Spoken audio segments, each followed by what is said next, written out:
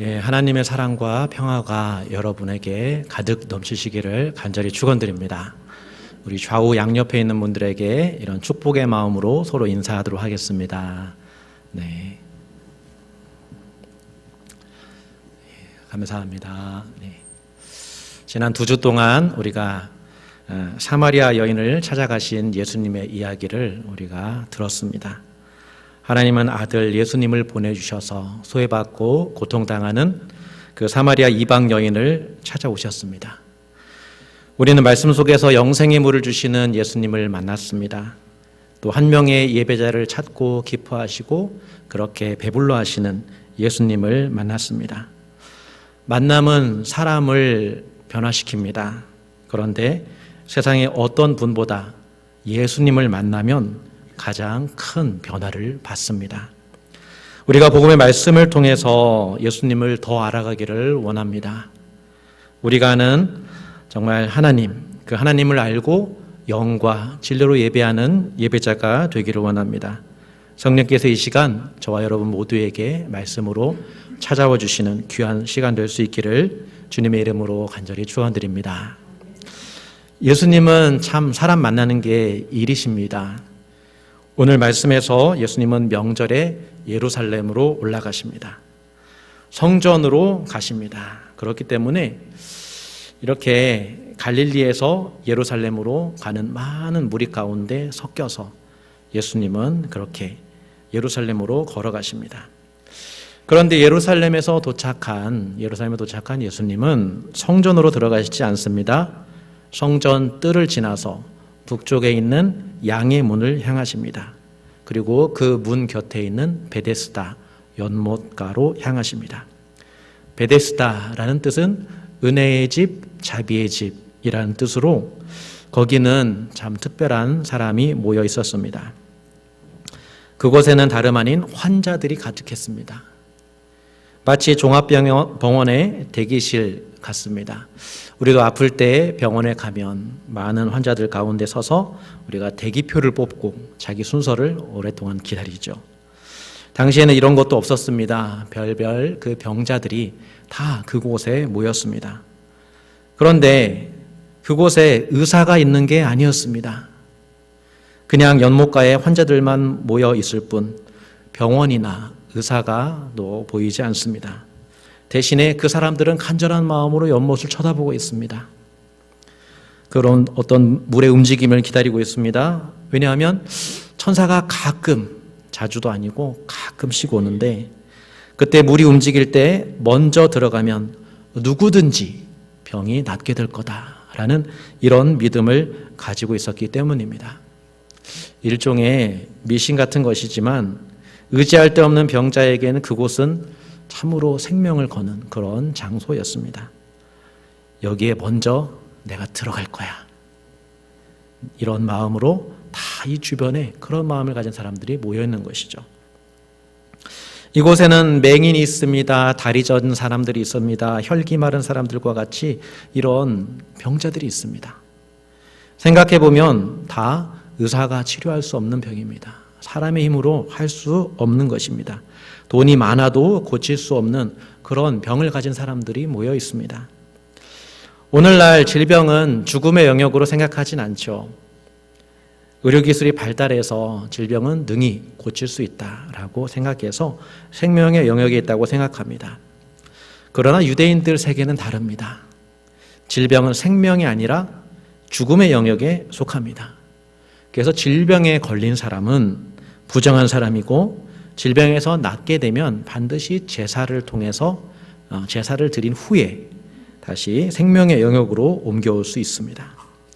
그렇기 때문에 이 베데스다 연못에서 이렇게 있는 사람들은 단지 생명의 연장을 위해서 그곳에 있는 게 아니라 정말 죽음에서 생명으로 옮겨지기 위해서 다시 한번 온전한 삶을 살아보기 위해서 그 은혜를 구하기 위해서 이런 물을 바라보며 천사의 움직임을 기다리고 있었던 것입니다. 그런데 그곳에서는 나 혼자만 있는 게 아니죠. 다른 사람들도 있습니다. 다 그곳에도 작은 경쟁 사회였습니다. 다 각자의 문제를 가지고 먼저 해결받기를 바라는 마음으로 다 그곳을 바라보고 있었기 때문입니다. 누가 누구를 돌보고 양보하고 돌봐줄 수 있는 그런 처지가 서로 못 되었습니다. 정말 이곳은 가고 싶지 않은 곳이죠. 이런 사람들이 모인 곳은 참 어떤 곳일까요? 그런데 예수님께서 그 죽음의 영역, 그 어둠 속으로 들어가셨습니다. 그리고 그 속에서 38년 된 병자를 바라보십니다. 이 사람은 누구일까요? 어떤 사정이 있어서 이곳에 옮겨졌을까요? 요한복음은 그의 이름을 말해주지도 않습니다. 그가 어떤 옷을 입었는지, 그리고 그의 출신이 어딘지, 잘 사는 집안인지 아닌지 전혀 이런 일은 관심이 없습니다.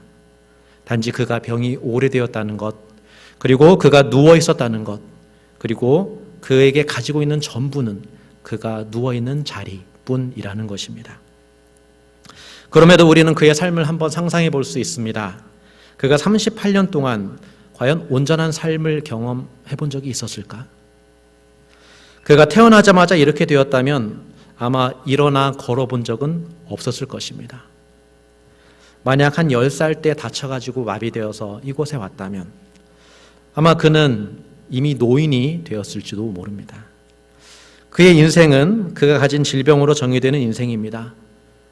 질병 때문에 그는 평생을 누워서 세상을 살아간 것이죠. 질병 때문에 사람들로부터 소외되는 경험을 했습니다.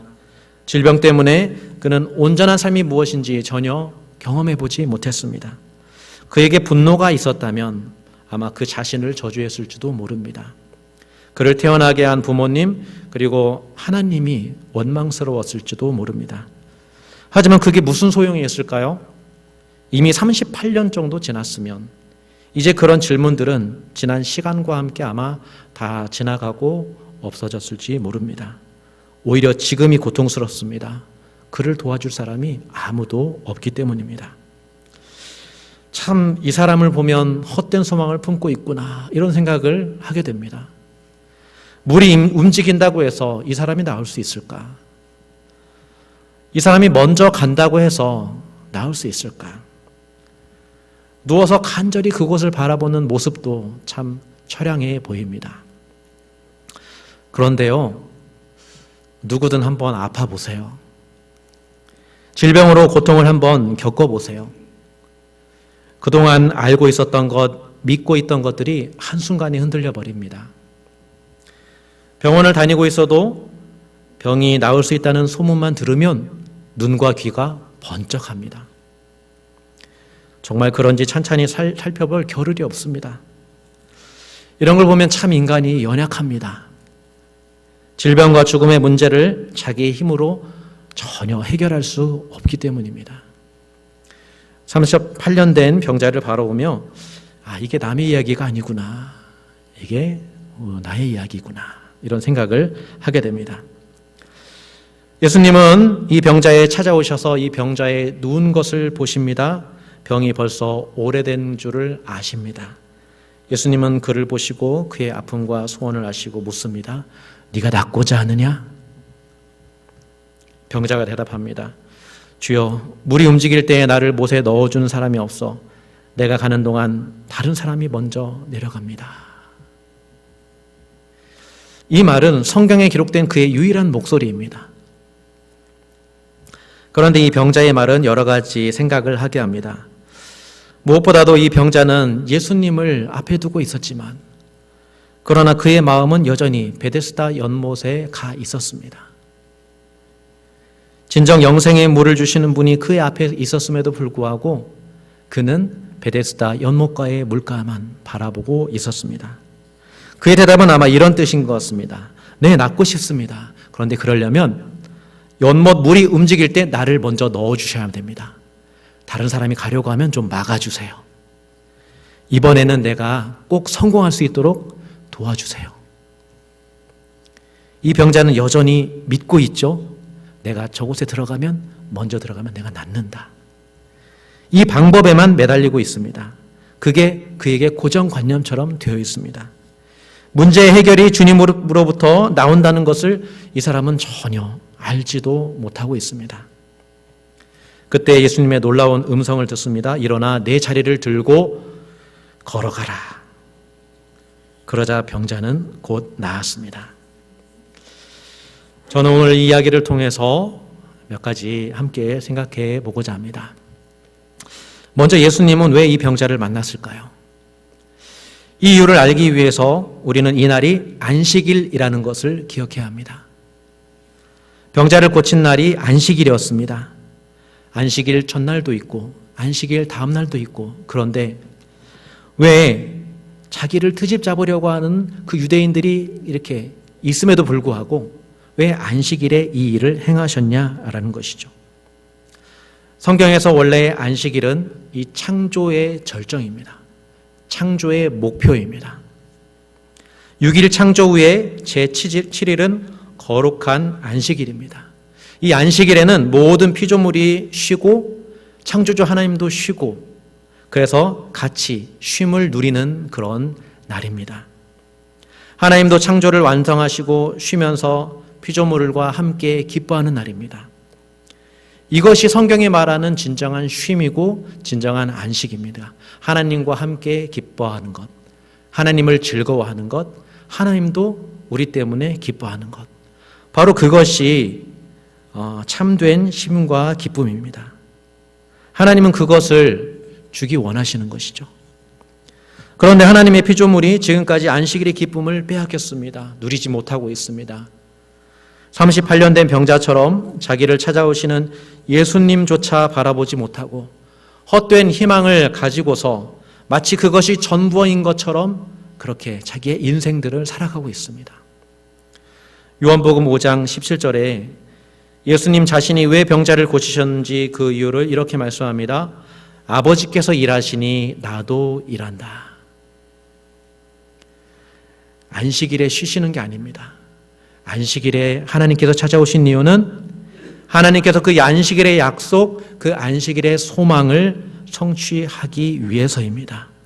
병자가 온전한 삶을 얻도록 하나님을 만나서 그 안에서 참된 쉼을 얻고 서로 즐거워할 수 있는 바로 그 삶을 주시기 위해서 예수님은 오셨습니다. 그때 예수님처럼 하나님은 오늘, 지금도 일하십니다. 38년 된 병자를 보시고 그를 아셨던 것처럼 오늘도 저와 여러분의 병든 모습을 바라보고 다 알고 계십니다. 영육간에 있는 모든 질병을 해결하려고 쉼없이 달려가는 우리들을 바라보고 계십니다.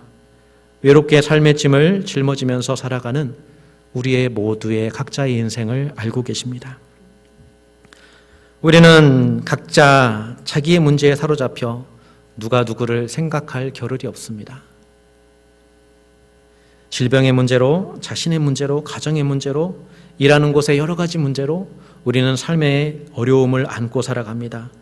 우리의 삶을 되돌아봤을 때 삶의 문제가 없었다 말할 수 있는 시간이 과연 언제였을까요?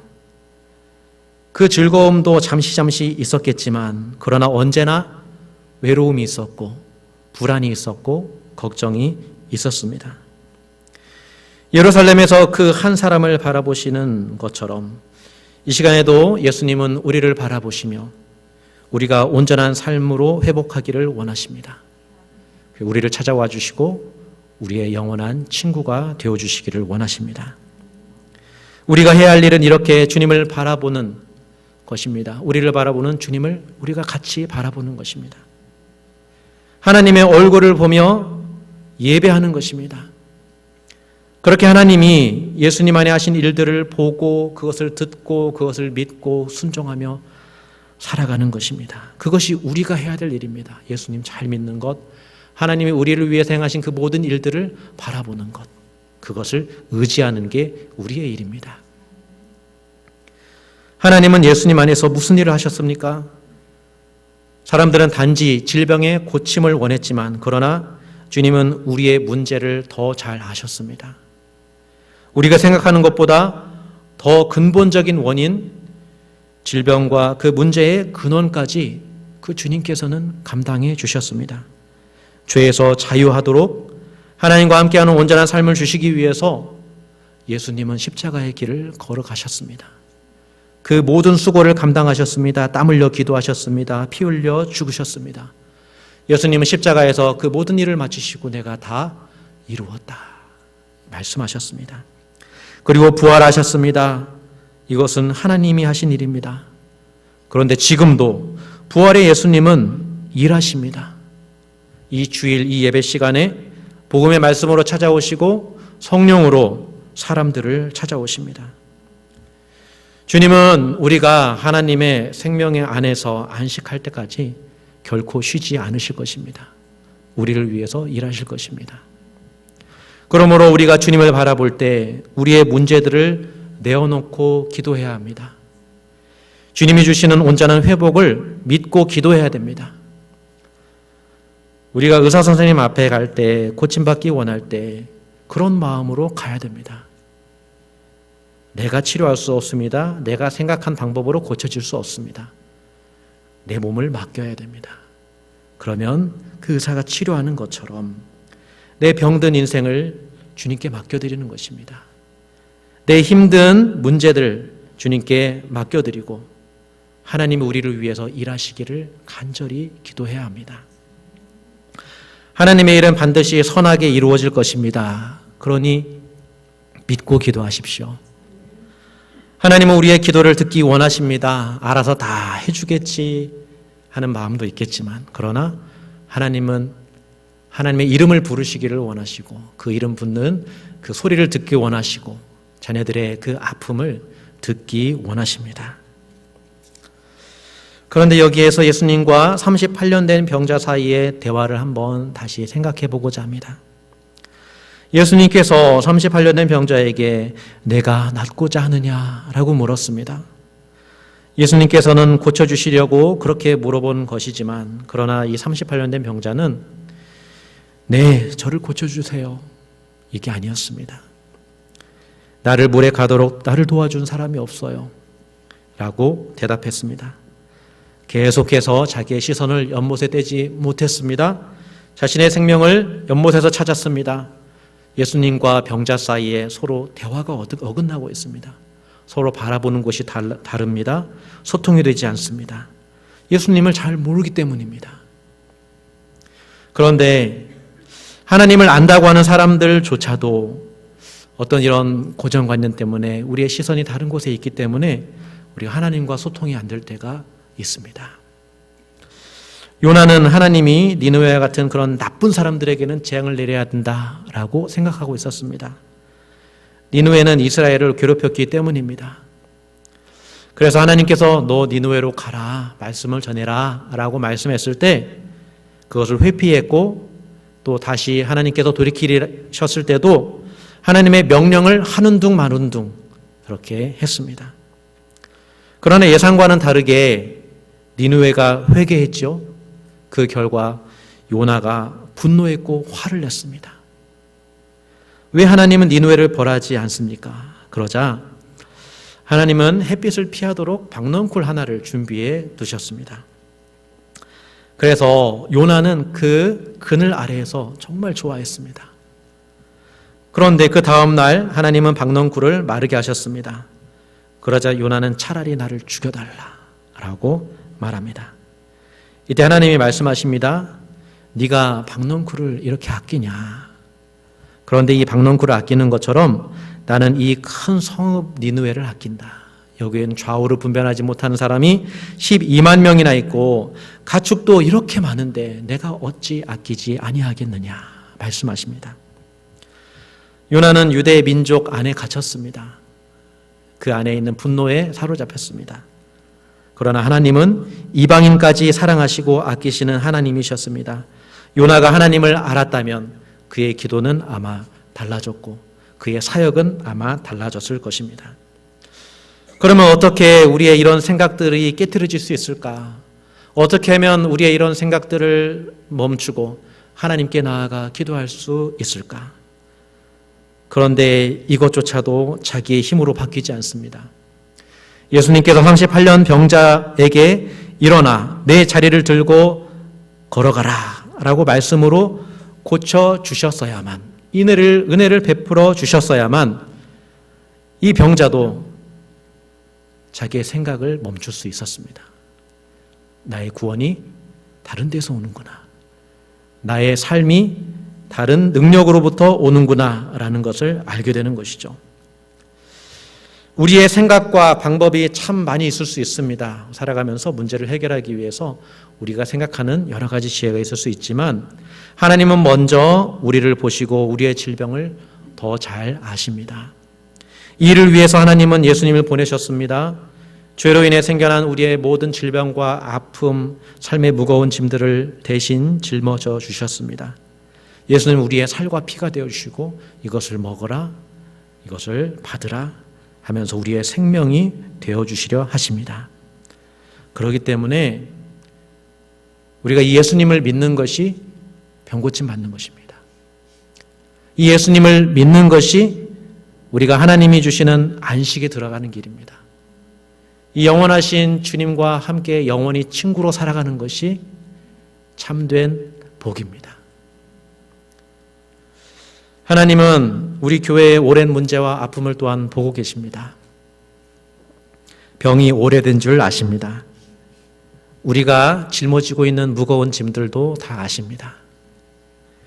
교회를 생각하며 짐을 지고 있는 우리의 한 사람 한 사람을 다 아시는데 우리의 생각과 우리의 힘과 우리의 지혜로 이렇게 하면 되겠지, 저렇게 하면 되겠지 우리가 생각할 수 있지만 그러나 우리를 더 잘 아시는 주님께 나아가십시오.